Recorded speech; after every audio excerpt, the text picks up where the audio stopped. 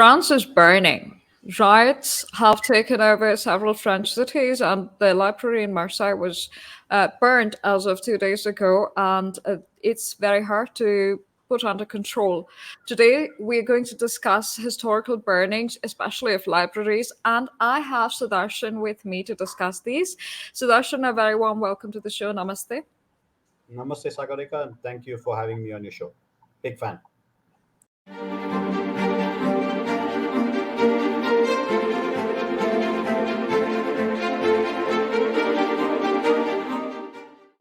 Thank you for being here. It's a pleasure to have you. So Sudarshan is somebody who is in his Bruce Wayne avatar, works on logistics, and in his Batman avatar is an amateur historian with special interest in military history. But although we will leave that discussion for another time, today we're going to be discussing historical sacks and comparing them to modern events that we've witnessed over the last few days and years as well. So, Sudarshan, to begin with, it's been a grave situation in France, and I'm sure you've seen the libraries being burnt in Marseille. I asked you here because of this specific tweet where you corrected somebody on the matter who brought tied in too many historical things together, and you kind of Yeah. corrected her. So yeah, this was a little bit unfortunate. It was very targeted towards a specific community, and you corrected that this is not true, that Alexandria Library was not burnt by any just let me bring that up on the screen. Are you able to view it? You are, right? Yeah, I can. I Yeah. can. So yeah, so you corrected this, and this library was partially burned down by Julius Caesar before the prophet was even born. So that was why we started this discussion, and I'm glad we're finally bringing it on screen. So, what can you tell us about this? Good. So I think it's very, very important before we get into specific acts of arson and vandalism. Vandalism, in fact, comes from a barbarian. I should use that word today, but barbarian tribes, as the Romans call them, called the Mm, Vandals, who actually sacked Rome. So that's where the term vandalism comes from. So there is two things that we need to understand. One is that these are riots, right? And riots are not controllable in per se, right? The closest equivalent, historical equivalent I would give to this, for example, would be the various riots that plagued Constantinople all the time. The right. Constantinopolitans were very riotous. I mean, they would riot at the drop of a hat. So that's a different subject for another day. But in principle, a sack was either controlled or uncontrolled. Now, the Mm, majority of the sacks across history have been uncontrolled, with a few notable exceptions which were controlled. Now, let me elaborate on that a little bit. So, typically, what would happen till the modern era is an army would march up to the gates of a city, of a fort, whatever. They would then give terms the to the people inside the fort, the defenders, and say either you surrender and pay us XYZ gold, give us ABC slaves, whatever it is, mhm. or we sack you. The Right. defenders then would, based on their strength, and based on what they wanted to do, would say, okay, we surrender. And many cities have surrendered like that. And this mostly happened during civil wars, say in Rome or in China, for example. But many would say, no, no dice. We're not playing ball. We're not going to surrender. We're going to fight till the last end. And this is precisely, for example, what happened in Chittor in Mm, India, mm, right? mm. And once that is done, then the gloves are off. Typically, Right. right from the Roman times or downwards, I mean, right from the Roman conquest downwards, or even in India, the Mm, Cholas, for example, brutally sacked the cities of the Chalukyas, for example, because this was a fundamental logic. The Mongols did this as well. And the underlying logic here is if you strike terror into a city, then every other city along the path of the advancing army surrenders, very broadly speaking. Because sieges were very, very costly and assaults on cities were equally costly. And nobody right. liked that. No army liked that.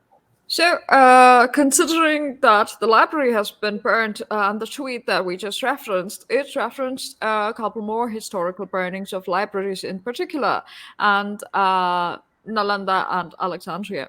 So, um, can we, discuss if this is of particular significance, the burning of libraries, because it kind of, to the modern world, it signifies a loss of knowledge, a loss of civilizational knowledge repository, and how similar is this situation?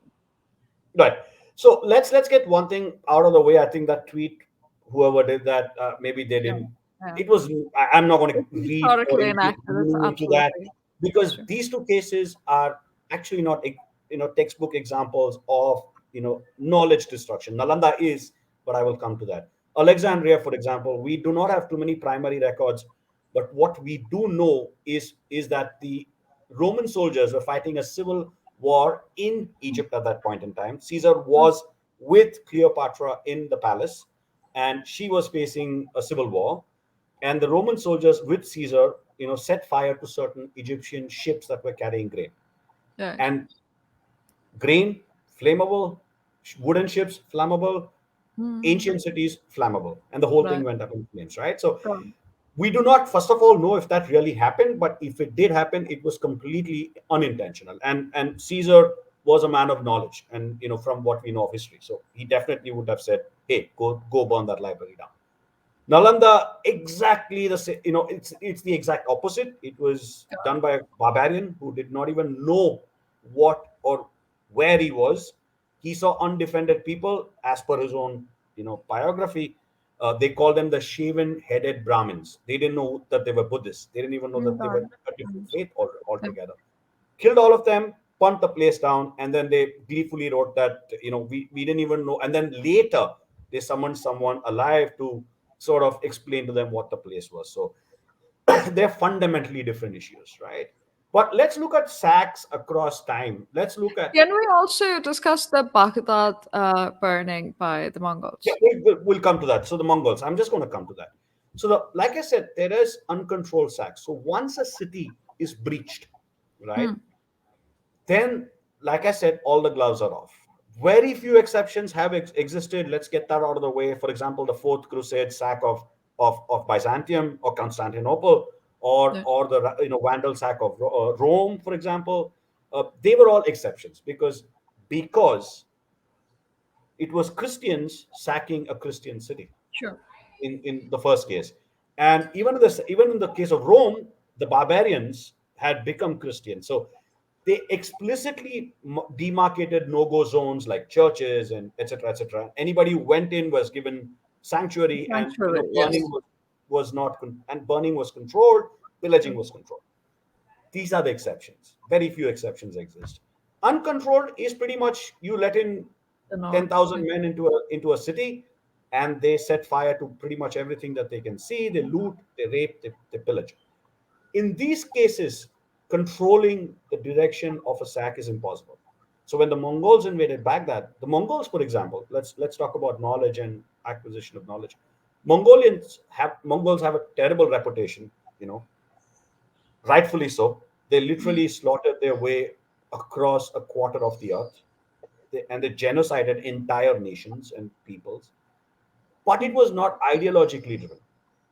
So Genghis Khan, for example, Yes. would almost, and later Mongol invaders also would almost always spare the artisans, for example, or the philosophers, because he and the Mongols in general liked to understand what the rest of the world was doing. So it was Mm, not, and they were pretty open about faiths. I mean, as long as you acknowledged Mongol supremacy, you could supremacy. worship Shiva, Vishnu, Jesus, Muhammad, Allah. It doesn't matter, right? You worship what you wanted to. So the Baghdad sack, for example, was a Mm. part of the sack of the city itself. It was not a malicious act aimed at, for example, saying, "Hey, let's go burn that The library down likelihood. because it's a treasure trove of information." And Baghdad library was a treasure trove of information. Mm. Some historians have averred that Islamic civilization never really recovered the scientific knowledge or the edge that they had. They never recovered. Mm. Is an argument some make. So that is one. But then you come to the specific, let's say, uncontrolled or other controlled destructions, right? And these are where there is, in a lot of cases, there's no sacks. It is pretty much just ideologically motivated or driven by faith. For example, the first such case was the Library of Antioch, right?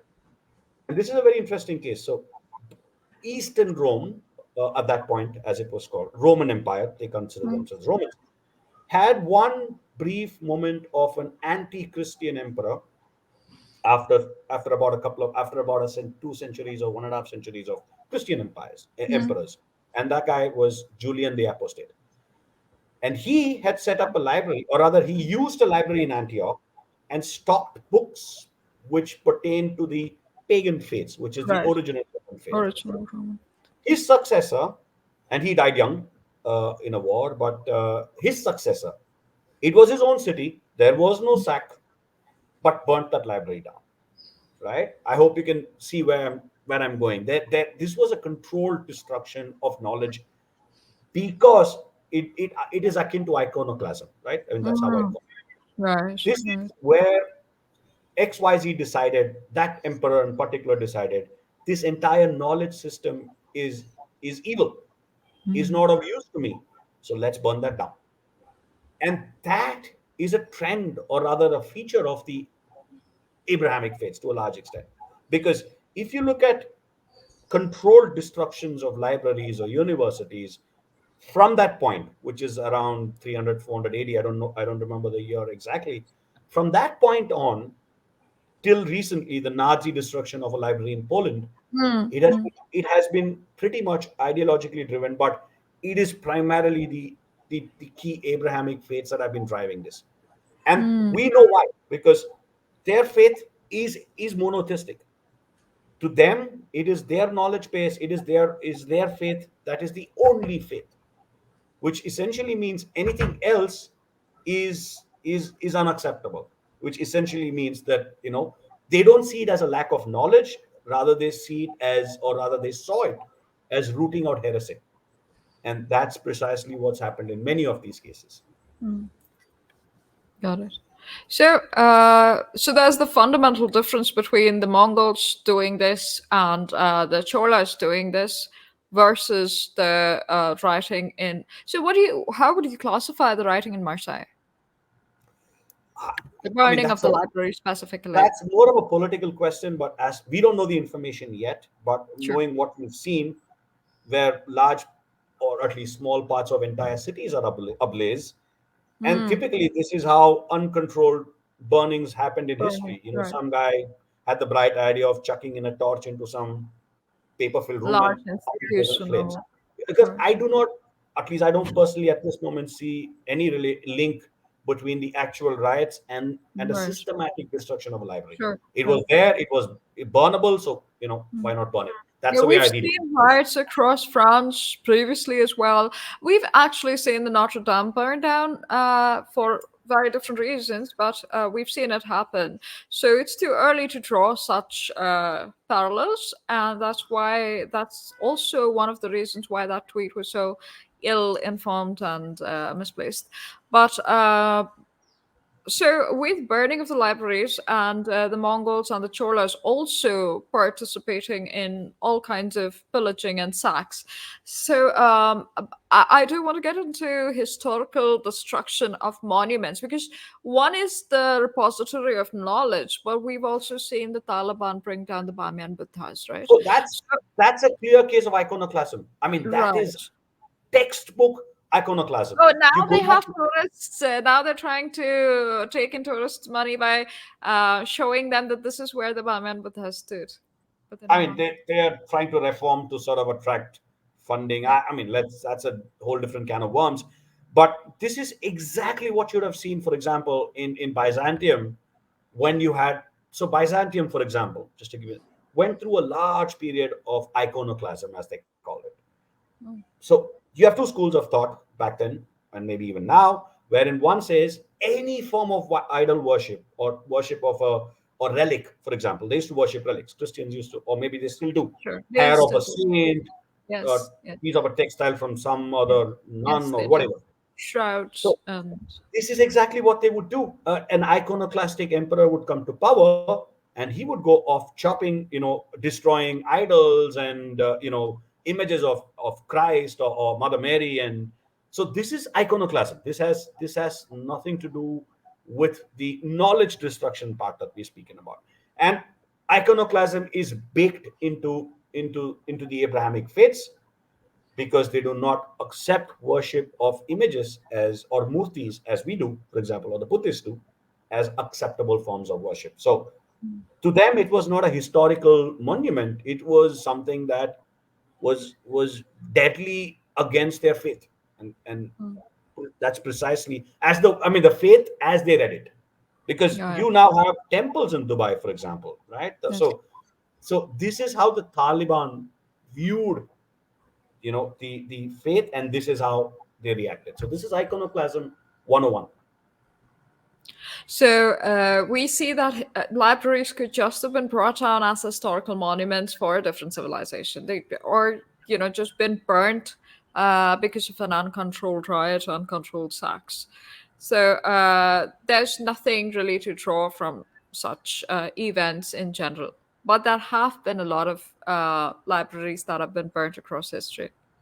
Oh, there have been many. So for example, when Islam was spreading, for example, they pretty much destroyed every library available which had pagan or Christian uh, you know uh, doctrines or texts. And when the Crusaders recaptured the Outremer, or the area around Jerusalem, they did the same. They returned the favor. So this is a back and forth game that has only thankfully recently stopped, because burning of libraries is not acceptable to anyone, right? Mm. We're talking about a far more barbaric period a long time back. But Nalanda, let me since you brought up Nalanda, it's a very interesting uh, discussion that we can have, because if you look at Nalanda, essentially, right, it is a it was a Buddhist university. At its prime, it is said to have had 10,000 students, all of Mm. them, a lot of them residential. So imagine a university that can house and teach 10,000 students. Yeah. But it was formed under the Gupta dynasty, which was a Yes. Hindu dynasty. And then the Palas, a Buddhist dynasty with some Hindu kings as well, they took over. And this area was a site of a bitter struggle between various entities, Rashtrakutas, and there was Mm. a tripartite struggle of, the tripartite struggle as it was called. The Oriya kings, they also had wars. The point is, it lasted for close to 600 years, 700 years, roughly. There are three layers, I think. I think the one is the Gupta Empire. You can see the different layers of the university being built by each kingdom that came in at the time. Exactly, It was exactly my preserved. point. Yeah. It was preserved. No, not just preserved. If you look at how it grew with Patronized. Hindu kings and trade guilds, shrenis Mm. as we call them, Yes, yes. patronized an allegedly Buddhist in nature university, Mm. right? Mm. So that's how at least ancient India treated its knowledge systems. Is that So not debated that it was a completely Buddhist system? Is that given or? I mean, from what little we know, for example, for example, a Tibetan monk called Dharma Swamin, who visited Nalanda about, I don't know, 70, 80 years after its destruction. Mm. And he mentions in his memoirs that he'd gone there to study Buddhism. So, Right. I mean, and from what we know of Nalanda, it definitely was a site for Buddhist, say, No, studies. I mean exclusively. I don't think there was any exclusivity involved per se, Right. but I mean, it was a place for Buddhist philosophy and theology. So, but I'm guessing, I'm sure if a Hindu had showed up, they would have not said, "Hey, listen, you can't show up."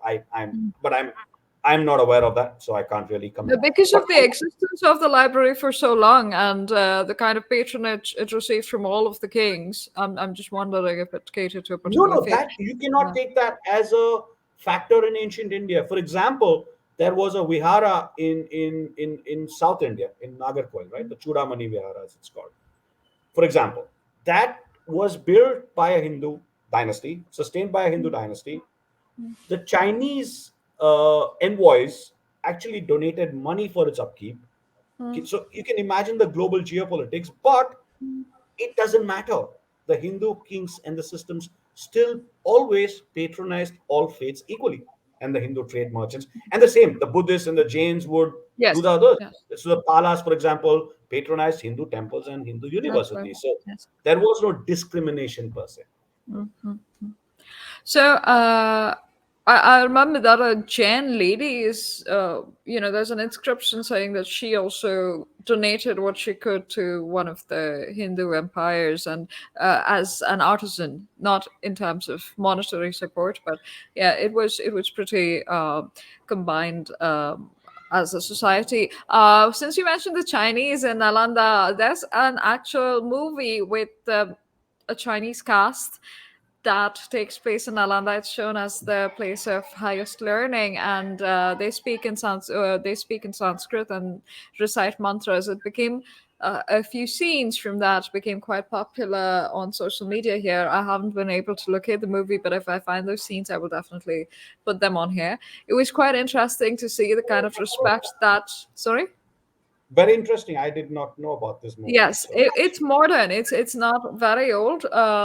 It's kind of interesting to see how much they remember, their contribution and their interest in Buddhist knowledge in Nalanda, I mean, considering what look, China is today.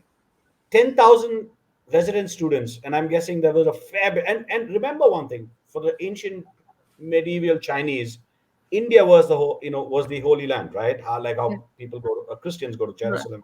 So there were many who made the trip into India, and there were many Indian philosophers and Buddhist saints who went to China. So there was a lot of Right. cross pollination of Yes. ideas, and it was never that isolated per se. So Mm, but let me also point out one thing. Let me not paint an overly rosy picture. It does not mean Indian empires had waged war. They did. They sometimes of waged course. brutal war. The Yeah. Chola kingdom, for example, they sacked the Sri Lankan Sinhalese Buddhist capital Mm, city of Anuradhapura, and possibly they would have burnt down universities or libraries or schools or whatever in it. I mean, it was burnt almost to the ground. I mean, it was sacked to the ground.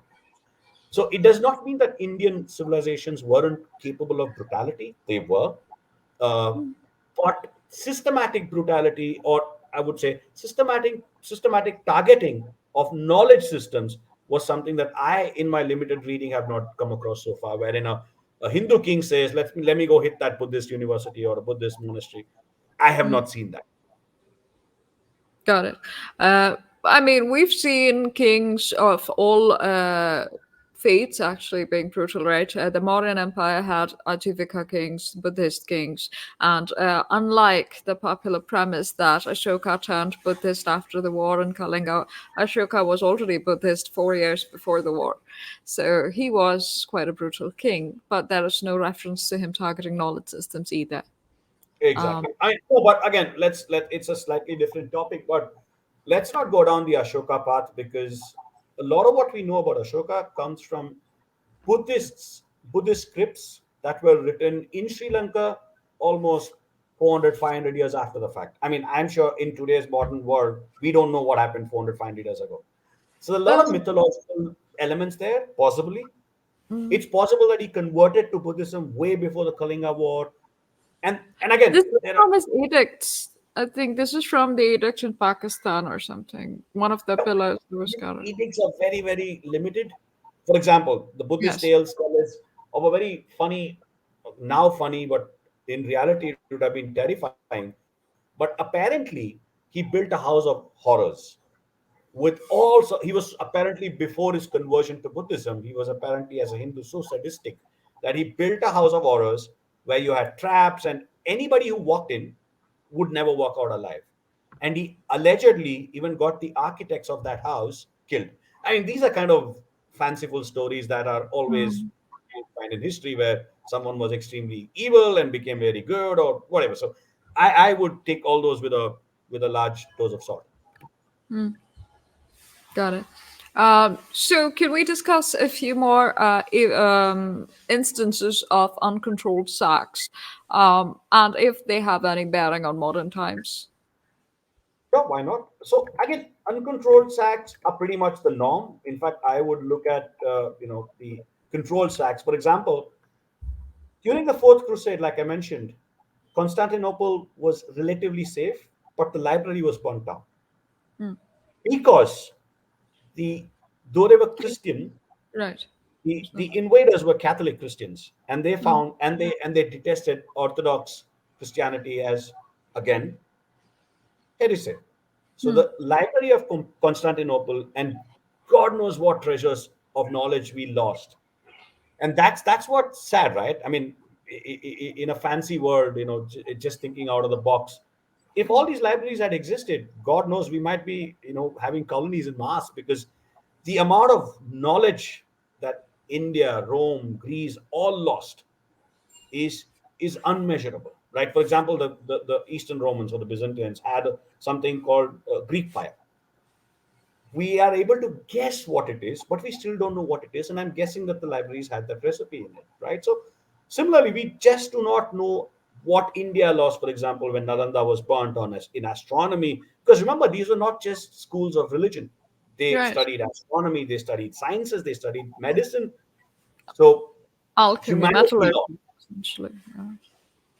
Humanity lost is how I would put that across.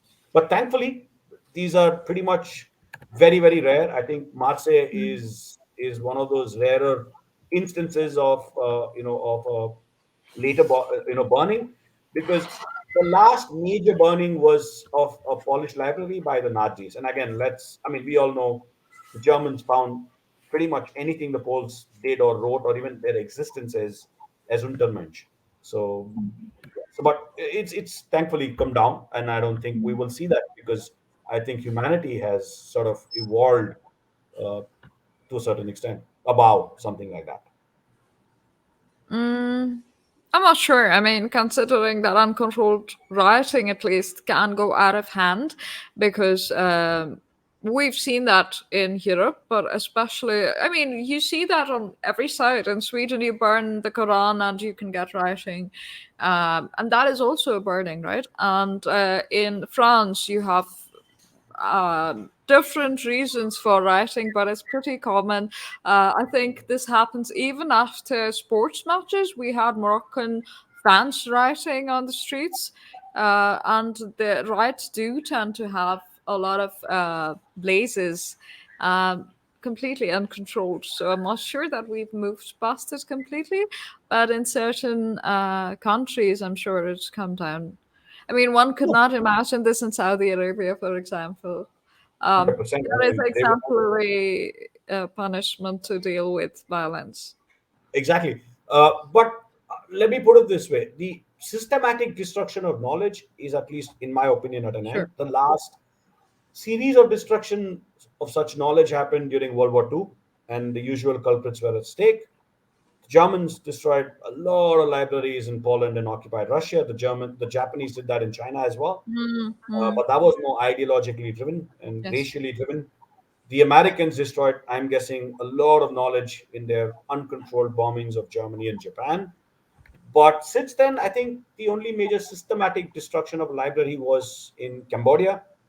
But we all know Pol Pot because even if you wore spectacles, you were considered an intellectual and a risk element. So, yeah, I think I wouldn't guess you would have left any of those things. Actually, let's discuss that just for the audience. I'm not sure. You know, the one thing is that we focus on very specific. For example, the burning of a library in Poland by the Nazis would not require that much explanation. But Pol Pot is someone who's not discussed very much. So, let's discuss Cambodia for a bit. So we segue completely to a different topic, but if anybody exemplifies destruction of knowledge, it is Pol Pot. I mean, to me, right? He had this weird theory of wanting to take his country back to some golden era where everything was at peace, and he figured the only way to destroy it, to bring that about, was to pretty much eliminate every single intellectual. I'm not kidding. If you wore No, I spectacles, feel like using a Batman reference again, just Ras Al Ghul and yeah, pretty Tabula much, right? Rasa, But essentially. Rasal Ghul had some method to his madness. Pol Pot didn't. If you wore glasses, if you wore trousers, anything could get you sent to a to a really really terrible death. So yeah, and the Yeah, but he the idea that you need to reset through destruction to bring peace, to take one back to the golden era, is pretty much that. that's Rasal Ghul, right? Yeah. And I'm guessing maybe. I don't remember how Pol Pot looks like. Maybe he does look like Liam Neeson in the Dark Knight series. But anyway, No, he doesn't. But yeah. I don't remember how. Maybe as was the confusion beard. I don't know. I've never looked at. Actually, I've never looked at his picture. But yeah, so that was a systematic destruction of not just knowledge, but of an entire country's intellectual, say, history, and and its baggage. So I think that was atrocious. But yeah, in terms, and okay, how did we miss this? There has been a recent case, ISIS. The Mm. ISI, okay, that's not Ras Al Ghul. So yeah, the Yeah. ISIS have been systematically destroying manuscripts. They've been doing a Bamia Buddha style destruction of old monuments because their version of Islam is something that they see as extreme, and they don't allow that, right? So that's pretty much the last. But yeah, that is a scary thing because that happened almost. I mean, that happened only about 5 6 years. In Yes. all Yes. occupied territories, they destroyed ancient cities, ancient ruins were destroyed. Like Palmyra, for example, was Yes. a brilliant ancient ruin with a lot of with a brilliant museum, beautiful, old architects and items, and it was all destroyed. So it's I think maybe humanity is still not out of the woods. We still have those people lying around, lurking around, but it's gone down. If you look at history, it was a feature. Now it has become less common, and there is more outrage and all of that. So, and we have digitization. A lot of the libraries, even in India, for example, have digitized a lot of the records. So you will, in my opinion, not face a total destruction of knowledge of held in a particular library because a lot of our records are digitized. So that's unless somebody goes and hacks into the mainframe and takes that out as well. So Right. I guess technology breeds new demons. I don't know, but in terms of history, just it's not just the knowledge. If one were to see it as a whole, as an artifact, it's amazing how it requires a soullessness sort to just get rid of something that existed for millennia and just destroy it. 2,000 years. you Sagarika, you're reading it. You're giving it a humanity which exists in the present, right? And okay, let's look at it from the perspective of then. To them, they've been indoctrinated deeply in the concept that whatever their faith was told to them was right, and everything else belonged to the demon. No, I get Pretty it. much. I get it. So there So is they no did not even. soul in terms of understanding, that appreciation. We call it a soullessness. They called it a devotional duty they were rendering to True, their that faith. is true. That is very well put, I think. Yeah, To them, it was a duty. They would got happily it. embrace martyrdom if it meant burning down a heretical book. That's pretty much how they saw it. Yeah, that makes sense. Though that I think occurs in certain communities still. It's not so much the burning down of books, but since you just mentioned, they'd rather attain martyrdom. I know some closed communities uh, do not allow books by outsiders. I think some very stringent Mormon communities also do that. So they just do not allow the outside world to be visible to its adherents. And mind you, this is not just about faith. For example, when the Library of Cordoba was bombed, Cordoba was a part of Al Andalus, and Al Andalus was an Islamic empire, but they were at the cutting edge of medicine, Sorry, can you science. repeat that? I just I don't know about this. Al Andalus. Okay, so Acha, the Andalus. Got it. Sorry. yeah, Yeah, no, for the audiences, it's in Europe. It's near. It's just Spain, a part of Spain. it is Spain. It was Yeah, pretty much yeah. all of southern That is Spain.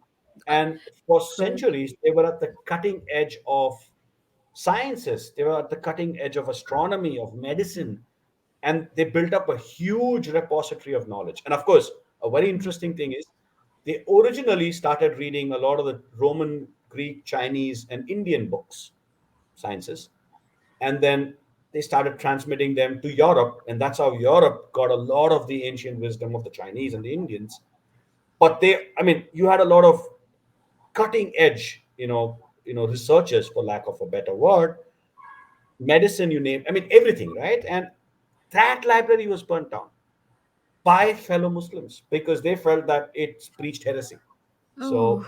it's not related to a faith, it's more how a person interprets that faith. Because Mm, Baghdad, for example, had similar books, similar mm, works. So, and the Caliphate of Baghdad was the Islamic center for centuries, right? So it's mm, not about that faith per se, but it's more how, like, the Taliban interpret it in a certain way. It depends on how they interpret it. But if you look, I mean, interpretation goes by the books, and the books sort of say that anything that is not accepted is considered heresy, and heresy means it needs to be put down. And the early Christians and medieval Christians did the same thing. mm. Let's discuss. I think just before we close, let's discuss some Christian burnings as well that happened as controlled sacks. Yeah, like I told you, the first The textbook one in example. Constantinople, but Well, aside the from Library that, of Antioch, for example, was right, one. Then the Library of Alexandria, part two. Alexandria, yes. So the first was by Caesar. But the one in Alexandria you mentioned was not No, necessarily no, driven by faith, right? that was the main burning by Caesar. And then Yeah. there was an ancient Egyptian temple in Alexandria Hmm. around 300, 400 AD.